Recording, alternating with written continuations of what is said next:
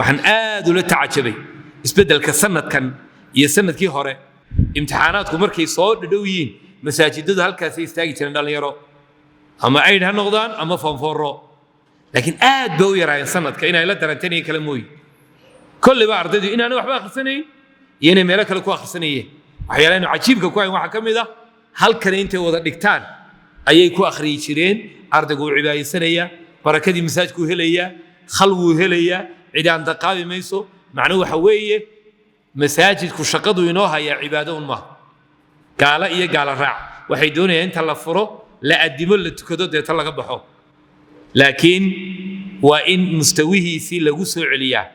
oo shaqooyinku qaban jiray oo dhan lagu qabtaa markaas ummaddu uma noqonaysa shaqadii koobaad ee nebigu qabtaa waxay ahayd binaa'ul masjid qodobka labaadna waa walaalaynta saxaabada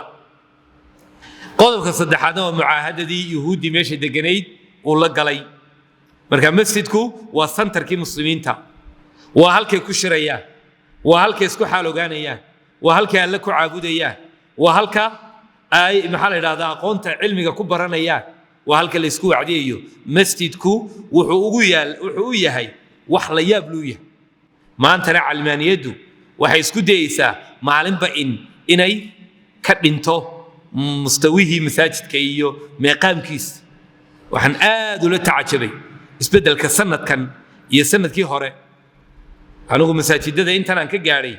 imtixaanaadku markay soo dhadhow yihiin masaajidadu halkaas ay istaagi jireen dhalinyaro ama ayd ha noqdaan ama fanfooro laakiin aad bay u yaraayeen sanadka inay la daranteen kala mooy kulliba ardaydu inaanay waxba akhrisanayn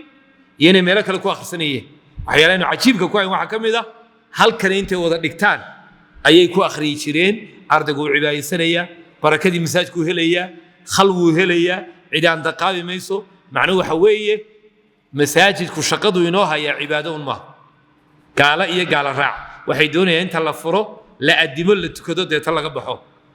laakiin waa in mustawihiisii lagu soo celiyaa oo shaqooyinku qaban jiray oo dhan lagu qabtaa markaas ummaddu uma noqonaysa